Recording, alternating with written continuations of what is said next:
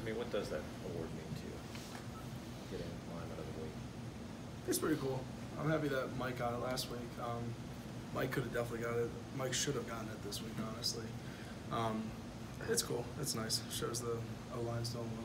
Do you feel like it's kind of just like a rotating thing now where they just pick one of you guys every week? It's so everybody gets a chance at it, or? I feel like it could be. It definitely should be. I mean, we have 2 games where we almost got 500 rushing yards, so might as well. Jimmy, why is it working so well right now on the line? I'm not. It's just. I guess it took a little bit of time to get everything clicking, but now once we got it rolling, it's tough to stop it. We know the level of preparation we need and the intensity we practice with. It's just all staying the same ever since, I guess, the Syracuse game, really. So it's nice, and we got to keep it rolling. You're someone, Jimmy, who I feel like I see routinely on those Pro Football Focus lists every week for best offensive line play, whether it's in the ACC or even nationally. Is that something you pay much attention to? We're talking about awards here. I don't know if that's. No, not really. No, I think my mom pays more attention to that. She always like texts me and stuff, and my parents will let me know before I usually find out. But now it's not something I really care about. Care more about the wins and losses and the rushing yards and being able to keep Kenny clean. What has Warboy meant to the guys in line this year? How has he changed things? How has influenced you guys? He's done a great job from the day he came out. The run game he's had a huge effect on, and just focusing more on technique and the mental preparation part throughout the week, being able to scout your opponent and being prepared going in for Saturday. He always puts a huge stress on who's ever physically ready and emotionally ready and mentally ready for the game will win. So, Jerry, what's the mood of the team, either in the locker room or practice, knowing that you guys are so close to one goal that you set out for yourselves, but you're not quite there yet? The mood's a lot better than when we were losing earlier in the season. I can tell you that. We're a lot more confident now. It's looser. We still have a lot of fun too, but it's more really just focusing on the week to week, and not trying to get caught up in all the hype and all the stuff you see on social media and the students on campus coming up to you and like saying stuff about Coastal, like let's clinch it this week. But it's like a taboo word around here right now, huh? Because Narduzzi. Yeah, coach is not saying it. Yeah. No, I'm not. I like keeping it the future in mind with everything we do, but it does have to be a week to week focus on Wake Forest and not the Coastal and ACC championship. Do you feel good you guys had to get that bowl eligibility under your belt with 2 games left? Felt really good. Yeah, definitely. Because last year was miserable with being home for that whole month. So even just getting 6 wins was really happy for me. Yeah. Jimmy, what has it been like on campus? You guys get recognized, whatever.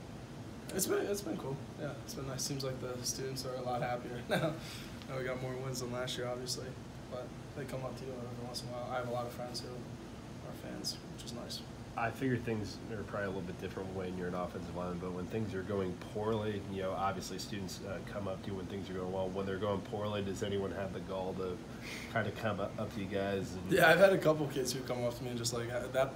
Nobody random. I've had more random kids come up to me who I don't know and like congratulate me and say good job. But a lot of my friends or kids I have classes with will come up to me when we've lost and ask me what happened or trying to give me some criticism. I appreciate it though. I mean, I'm being so dedicated and they care about the team. Narduzzi was talking about the O-line specifically and your guys' improvement yesterday and said that I guess in some of those losses you guys struggled and he was like, I wish we could get some rematches from some of those teams we played earlier in the season. I mean, do you guys kind of have that same chip on your shoulder too to show people that like maybe things would be different if we'd made these strides earlier? Maybe, yeah, but shoulda, coulda, woulda with the O-line. And I mean, it stinks. It definitely, those losses still really hurt me and the whole O-line as a whole. But I mean, it's on the Wake Forest, so I'm not gonna reflect on the losses. Really, we learned from them, and now it's time to move on. With the way the offense is developed, as linemen, which is more rewarding, when you see that 97-yard run happen, or when you put together like an 8-minute, 15-play type drive? It's a combination of both. It really depends on the type of game and how you're feeling. Like if you're banged up and you're winded, and you see Quadri break it out, and you can just celebrate and go off the sideline, it's pretty nice. But then also, those long drives early in the game, there's nothing better when you just let the team know that when you get to keep another team's offense off the field for almost half a quarter, there's no better feeling. And when you get to wear down their defense too, let them know, they're in for a long game. Jimmy, do you think you guys are blocking for the best 1-2 punch of running backs in all of college football? Hands down, yeah. Best 2 running backs in the country. I don't know really how you can argue that. The way those 2 guys have put up those numbers and the film they have right now with being able to practically splitting reps, I don't think any other duo is kind of doing that in the country. Quadri's already over 1,000 after going 2 years since his last 1,000-yard season, but how special would it be for you guys to get 2 1,000-yard That's rushes? the goal. That's what we got to get Darren there now, too. I hear the other goal was to get 500 rushing yards in a game.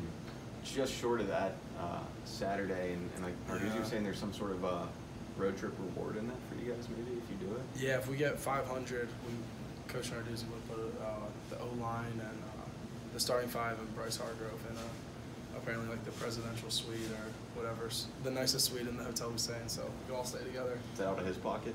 I have no idea. Special room service for you guys too? Yeah, maybe some burgers and ice cream. That'd be nice.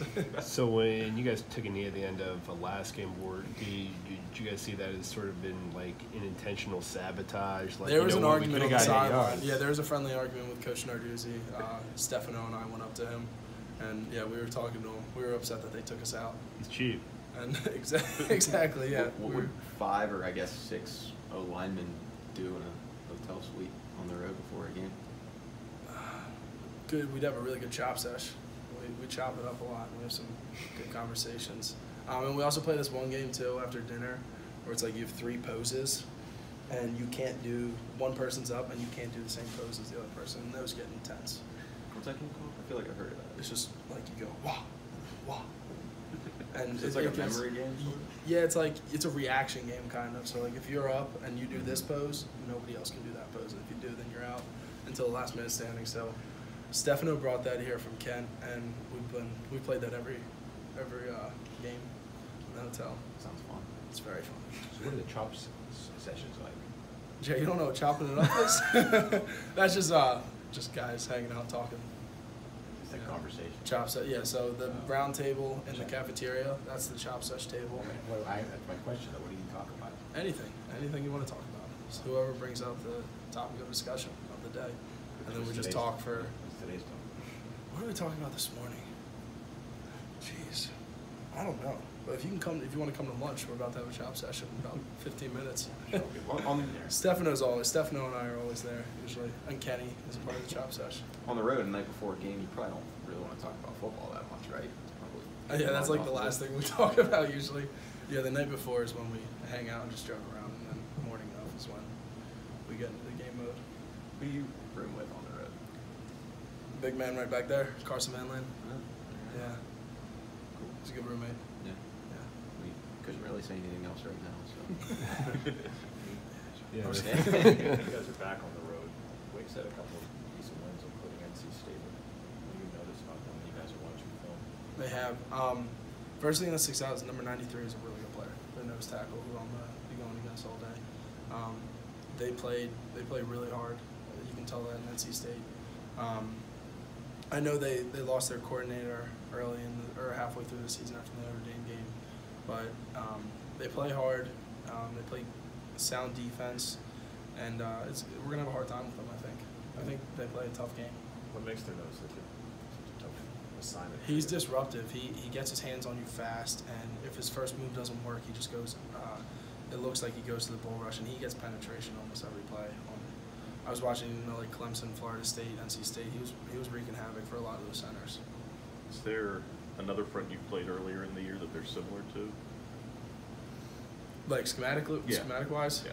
Yeah, they're all pretty similar. They're 4 down over under team with a lot of single backer plugs. So all these kids are coming up to you on campus. I thought offensive line were supposed to be anonymous. Everybody knows who you guys are. No, it's more just the business school kids who I'm in classes with, who I know. I mean, it's probably hard for you guys to hide, though, right? Like, it's kind of hard for an offensive lineman your guys' size to sort of blend in. I feel like guys can kind of see it and just true. see them play football. Signing autographs yet? No, I'm not on Mike Herndon's level yet. Anything final for Kenny Jimmy? says when you guys go out on Wednesday nights, that you just tell strangers that you play basketball. Yeah, I'll try to tell people different sports I play when they asked me. I got that from Alex Officer. Whenever I would go in public with him, somebody would ask like what sport we would play, and he would always say something ridiculous. So now I try to keep that going. Kenny always says he's a swimmer, right? Are you able to pull that off too, or do they not? Swimmer? No, I've said a couple. I've said tennis before, volleyball. I've said a lot. Like cross country. Yeah, I could do that, Jerry. Good call. Curling. Curling. We do have a curling club. There you go. Jimmy, thanks for your time. Thanks, Jim. Thank you. Thank you. man. See you guys.